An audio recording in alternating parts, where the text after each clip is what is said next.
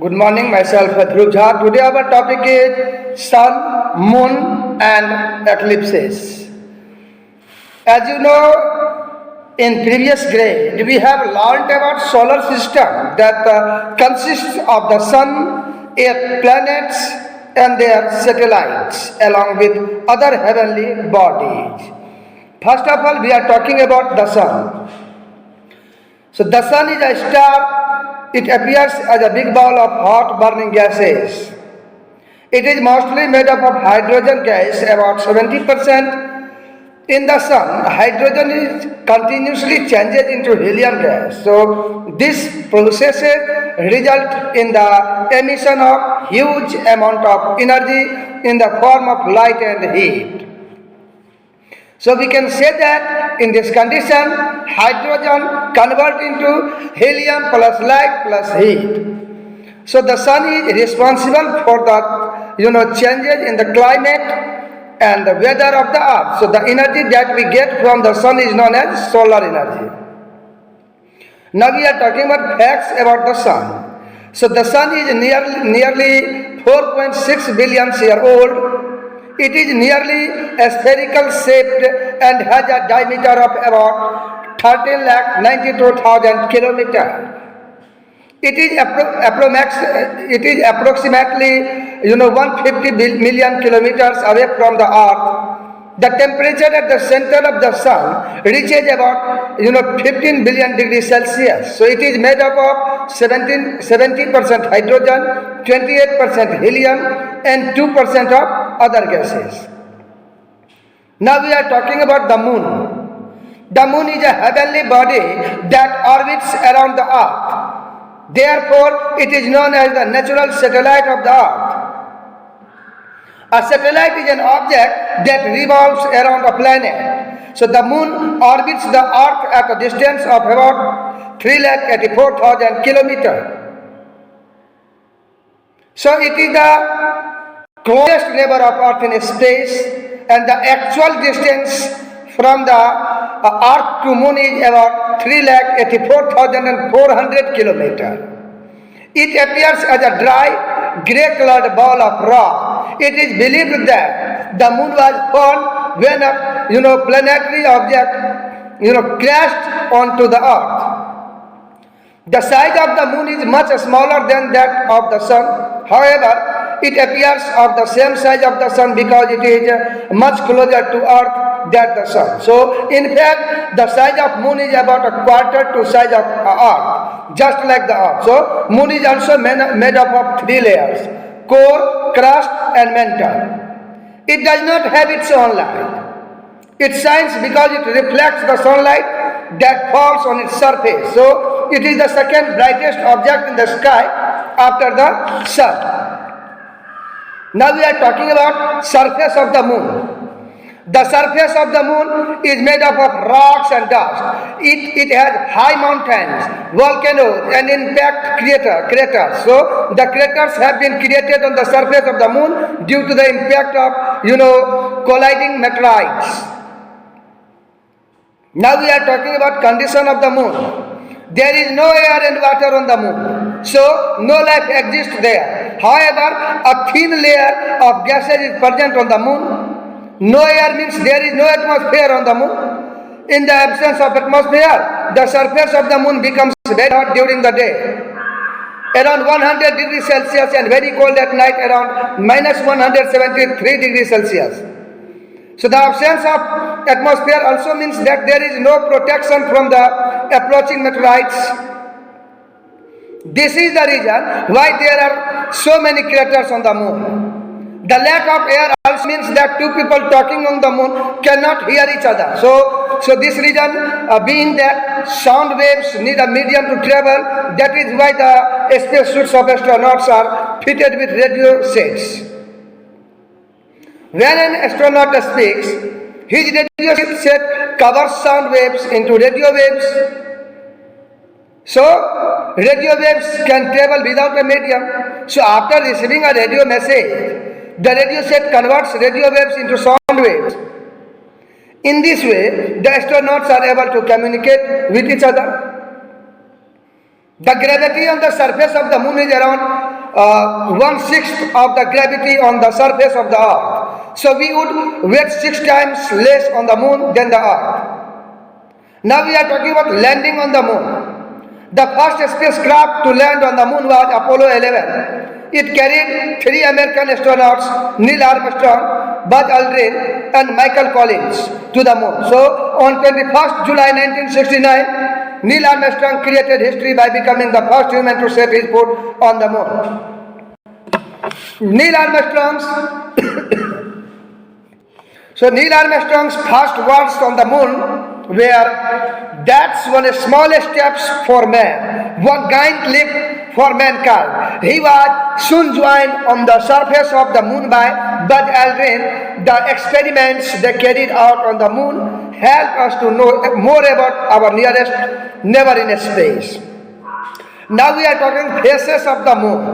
The moon revolves around the earth every 27.3 days. It also rotates around its own axis. So the time periods of revolution and rotation of the moon are almost the same. Thus, the same side of the moon is always facing the earth. The part of the moon that faces the sun is lit up by the sun. So different portions of the moon are illuminated by the sun at different times during its rotation. So these illuminated portions appear to change shape when viewed from the earth. So these changing shapes of the moon are known as the phases of the moon. Now we are talking about new moon. So in this phase, the illuminated side of the moon is away from the earth. So the side of the moon facing the earth receives no sunlight and hence cannot be seen from the earth. So this phase is called the new moon. Now we are talking about crescent moon. In this phase, a small portion of the illuminated side of the moon is facing towards the earth. So a small portion of the moon can be seen from the earth. So it is called the crescent moon. Now we are talking about half moon. When half portion of the illuminated side of the moon is facing, towards the earth, we can see a half of the moon from the earth. It is called half moon. Now we are talking about in this chapter. The next topic is, full moon. When the entire portion of illuminated side of the moon faces towards the earth, we can see the perfectly round moon. It is called the full moon. So the phases of the moon reverse after the full moon. The time period between two full moon is about 29.5 days. Now we are talking about formation of eclipse. Sometimes the earth and the moon cast their shadows on each other. So the phenomenon of the occurrence of shadows of the heavenly bodies in nature are called eclipses. There are two types of eclipses, solar and lunar.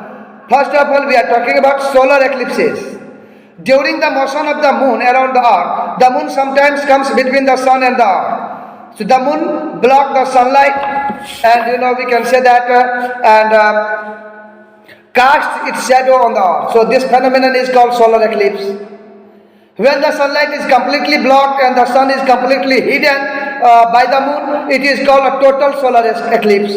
When the sunlight is partially blocked by some parts of the sun can be seen, so then it is called a partial solar eclipse. So a solar eclipse is seen during the daytime. We should not look at the solar eclipse with unaided eyes, as it can harm our eyes. So there are special glasses with filters with the help of which we can look at the solar eclipse. If there is a planetarium in our city, you can ask them for such glasses. Now we are talking about lunar eclipse. A lunar eclipse occurs when the earth comes between the sun and the moon in a straight line. So the earth blocks the sunlight and casts its shadow on the moon. So this is called lunar eclipse. When the sunlight is completely blocked by the earth and the moon is completely hidden by the shadow of the earth, so it is called a total lunar eclipse. So when the shadow of the earth partially covers the moon and some parts of the moon can be from the earth, so it is called a partial lunar eclipse. A lunar eclipse occurs at night. So now we are talking about artificial satellites. So artificial satellites are man-made objects that orbits the earth. So these are launched into the space using rockets. So the first artificial satellite was launched by the Soviet Union in 1957. First of all, artificial satellites are used for following purposes such like navigation. Navigation satellites are used to provide accurate, location of a place or something. So the global position system, that is called GPS, is a satellite-based navigation system which is made up of a network of 24 satellites. It can be used to find out the exact location of a GPS receiver anywhere on the earth.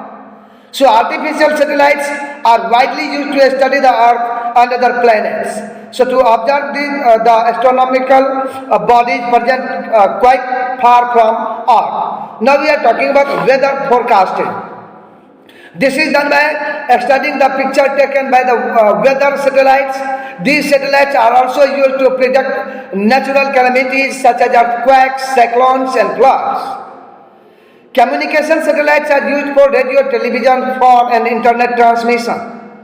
Some satellites serve only one function while others are designed to perform multiple functions. Special equipments are used in a satellite to protect it from harmful radiations in space. Now we are talking about space travel. What is space travel? So space travel has always fascinated humans. The development in science and technology has enabled human beings to go into and explore space. So a special vehicle called a spacecraft or a space shuttle is required to travel into space. A person who is trained to travel in a spacecraft is called an astronaut. So there is no air and gravity in space. So to protect astronauts from the harsh condition in space, they wear special suits called space suits. Now we are talking about, so these space suits create an Earth-like atmosphere for them to survive in space. In 1961, Yuri Gagarin of Russia became the first human to go into space. Neil Armstrong, however, became the first human to set his foot on the moon in 1969. In 1963, Valentina became the first woman to go into space. Sunita Williams of Indian origin holds the record for the longest space flight by a woman and most spacewalk time by a woman.